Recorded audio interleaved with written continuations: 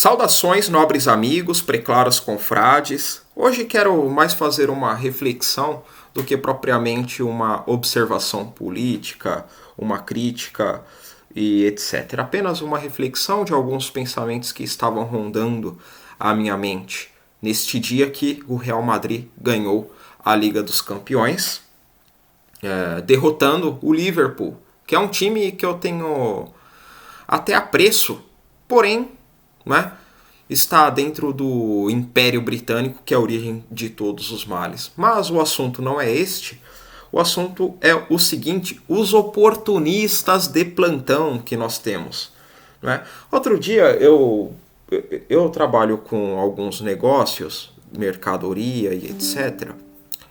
E eu ofereci mercadoria para alguns comércios similares que poderiam ter interesses no que eu tenho, não é? No estoque que eu tenho, repassando aqui a preço de custo, não é?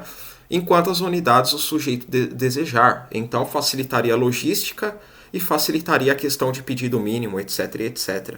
Não é? Teve um senhor de um negócio bem pequeno que comprou R$ 84. Aliás, não chegou nem a R$ 84, foi R$ 83,95. Não é? E ele pegou num preço bacana. Agora, teve um oportunista aí, que é dele que eu quero falar. Ele foi lá até o local que estava a mercadoria e começou a ver o que estava interessado, demonstrou interesse em várias coisas e falou: eu te mando pelo WhatsApp no que eu estou interessado. E aí um dos objetos que eu comprei de fábrica é pagamento antecipado e caixa fechada, ou seja, eu tenho um preço bom, porque eu comprei de fábrica, com caixa fechada, pagamento antecipado, certo? Um preço muito melhor que os atacadistas, né? Tem muito atacadista, quem é de São Paulo e mexe com o comércio sabe que ali na região do Canindé, do Pari, tem muito atacadista. O que é um atacadista? O cara tem uma loja onde ele vende um preço sem ser de varejo e sem ser de fábrica, ou seja, ele ganha no giro, ele ganha na quantidade de vendas e não propriamente na margem de lucro, conforme é o varejista, né? Só que aí você tem lá um atacadista que o pedido mínimo é R$ 500. Você pode ir lá na loja do cara e comprar R$ 500, mas você pode pegar um objeto de cada, desde que dê R$ 500 no final. Caixa fechada? Não, você tem que pegar 80, 100, 140, 144 peças da mesma quantidade. Ou seja, você está empregando uma maior quantidade de dinheiro naquela mercadoria, está pagando antecipado, não é? E você tem um risco do que? Da sua mercadoria ficar presa. Você comprar uma caixa de um objeto que não vende, você está ali com o estoque parado. Enfim, eu iria passar por preço de fábrica a mercadoria para o cara, mesmo que ele quisesse 2 unidades, 1 unidade. Né? E o cara estava querendo pagar a prazo, beleza, eu aceito, né? Confio, sempre dou a confiança para a pessoa até que ela atraia a minha confiança. Só que o cara estava querendo pagar um preço abaixo do que está na fábrica. Né? Então, assim, é o legítimo oportunista, é o cara que prejudica todo o andamento da sociedade, é o cara que prejudica todo o andamento da economia. Porque se o camarada, numa negociação comigo, ele quis fazer isso, imagina o que ele não faz com os seus funcionários, né? Considerando que ele está na escala de hierarquia acima do seu funcionário. Não é? E a reforma trabalhista disse o quê? Disse que o funcionário e o patrão iam negociar. Só que eu, que nem sou funcionário do cara, eu seria um potencial parceiro de negócio, o cara já estava querendo o quê? Levar vantagem. Não é? E aí eu encerrei a negociação, não negociei mais com esse cara porque eu não gosto desse tipo de gente. Nem se o cara quisesse pagar antecipado o negócio, ou no preço que eu pedi, eu ia querer. Porque assim, eu não faço questão de vender para determinadas pessoas. Não é? Agora, isso daí prejudica a sociedade, porra. Não é? E eu queria também fazer uma reflexão sobre a melancolia, né? Eu vejo muitas pessoas boas melancólicas, tristes, não é? Só que nós não podemos nos abater, porra. Por quê? Porque se nós nos abatermos, abriremos espaços para este tipo de oportunista, este tipo de vigarista social, não é? Que é o que está reinando muito na nossa sociedade. Tem muito vigarista com poder, seja poder político, seja poder econômico, não é? Isso daí não significa que você deva se esforçar para combater os vigaristas. Por exemplo, eu tenho que ser rico para combater os vigaristas. Eu tenho que ter um cargo político para combater os vigaristas. Ou eu tenho que ter um diploma de doutorado na Universidade de Milão para eu combater os vigaristas. Não, não. Combater os vigaristas, muitas das vezes, é você abrir mão da roda de consumo, você consumir o mínimo possível. Consumindo o mínimo possível, você está dependendo menos do sistema financeiro, você está fora da corrida dos ratos, você está contribuindo com menos impostos para o Estado, não é? Eu defendo um Estado forte, técnico, intervencionista, como já dizia o Dr. Enéas. Porém, o Estado atual, ele é um Estado gordo, que ele interfere somente contra os homens de bem e utiliza o dinheiro de quem sustenta essa sociedade para patrocinar a destruição de quem sustenta a sociedade, ou seja, dos trabalhadores, impondo diversas pautas de progressismo moral, não é? Promovendo políticas até alimentícias que prejudicam a saúde dos trabalhadores, cortando o dinheiro de onde não deveria ser cortado, não é? Enfim, transferindo o dinheiro do pobre para o rico, um Robin Hood às avessas. É isso que é o Estado hoje, e não é só o Estado brasileiro, é o Estado iluminista ocidental. Não achem que eu vou sair do Brasil e vou para outro país, que isso daí vai ser diferente. Não vai. Talvez pelo outro país ter uma indústria mais forte, ter uma moeda mais forte, você tenha uma condição de vida melhor. Só que não se iludam achando que a sua vida vai ser transformada, a menos que você paute a sua vida somente pela economia, sejam homo econômicos, o que não é o meu caso, não é? Então, eu tenho um sujeito até que mora aqui perto de casa, eu sempre utilizo ele como um vencedor nas minhas conversas com quem conhece ele, né? Que é um cara que abriu mão dessa corrida dos ratos. É um cara que consome o mínimo possível, é um cara que pratica o seu esporte ao ar livre, é o camarada que se alimenta muito bem, saudável, na medida do possível, mas não se preocupa com os luxos, não é? É um sujeito que não utiliza carro, enfim, é um sujeito prestativo e é um sujeito que, para muitos aí, é um vagabundo, né? Só que não, na minha opinião, ele é um vencedor, né? Porque muitas vezes nós queremos sair da tal Matrix, só que a Matrix é o que? A busca desenfreada pelo dinheiro, né? E aí o cara pensa assim, eu quero sair da Matrix, quero ganhar muito dinheiro e comprar um sítio e me isolar.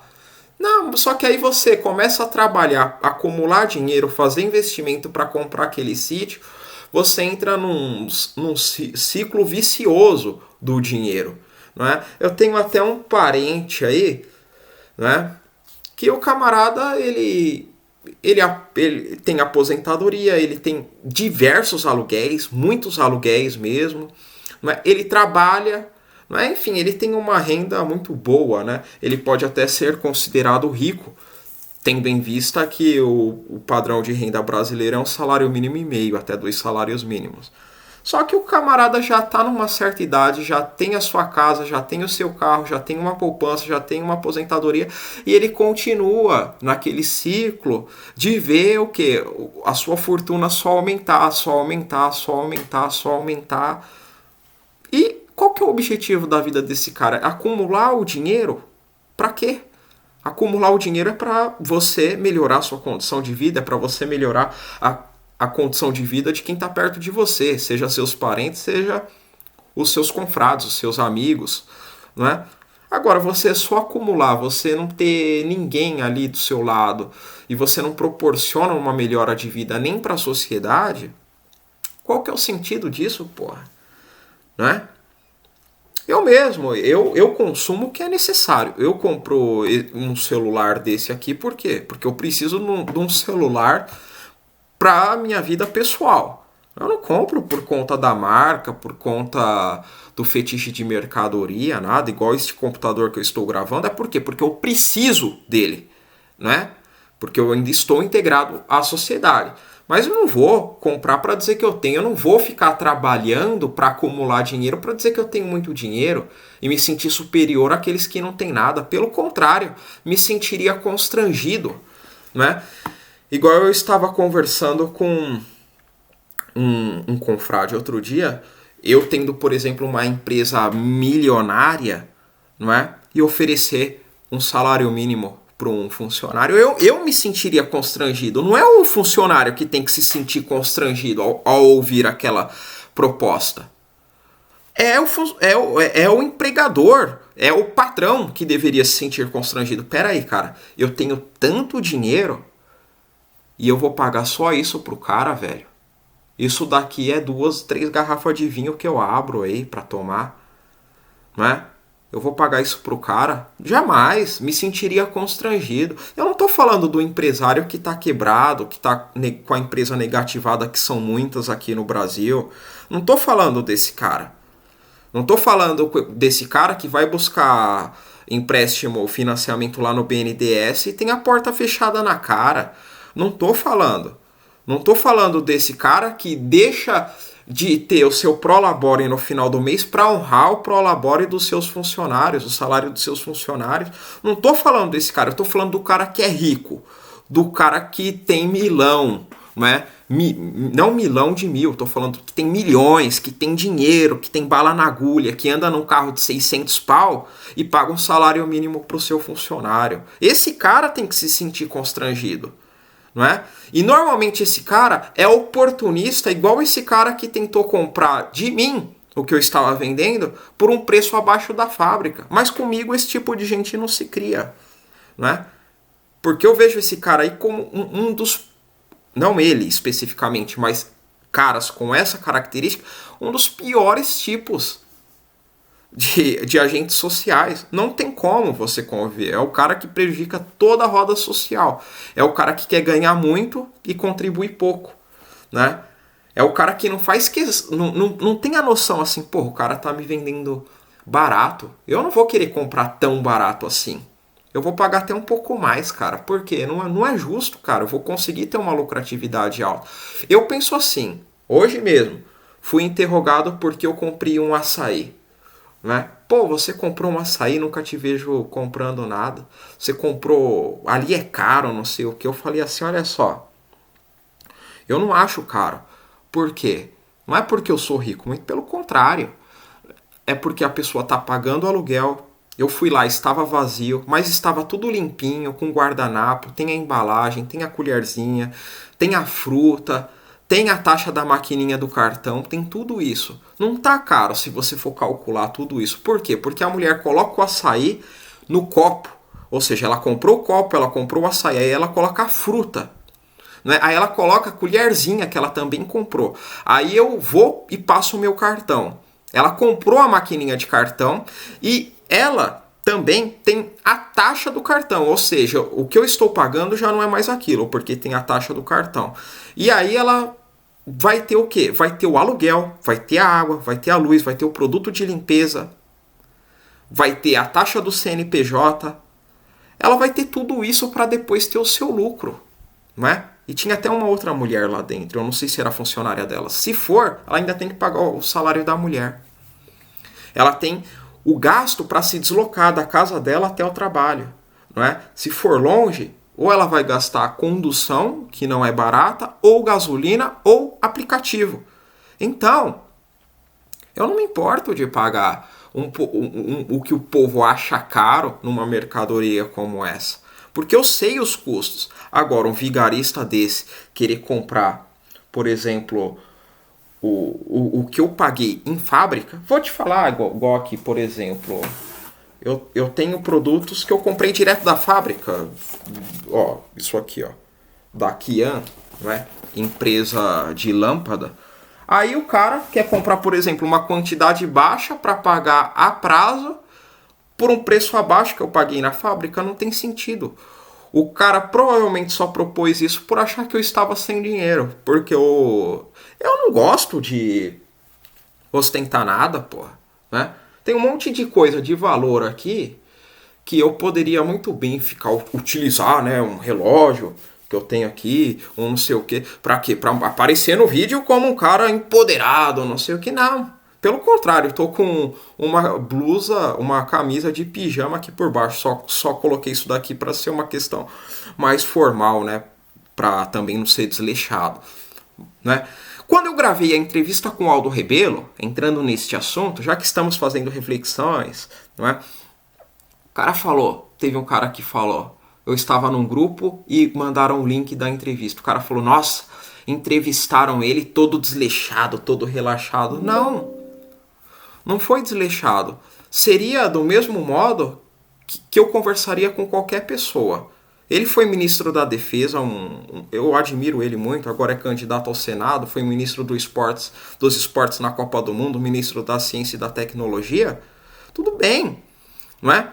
Agora, o que interessa é a conversa, é a visão de Brasil que eu tenho com a pessoa. Se ele quiser elegância, que abra meu guarda-roupa, que peça para eu colocar uma roupa elegante. Agora, eu tive essa liberdade de gravar de modo informal com ele, porque esta é a característica do canal.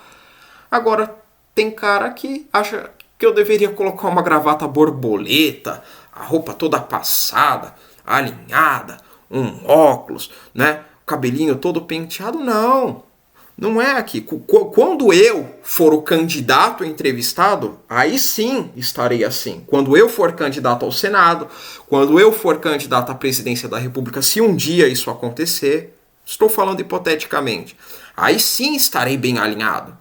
Não um entrevistado. Eu sou um homem do povo.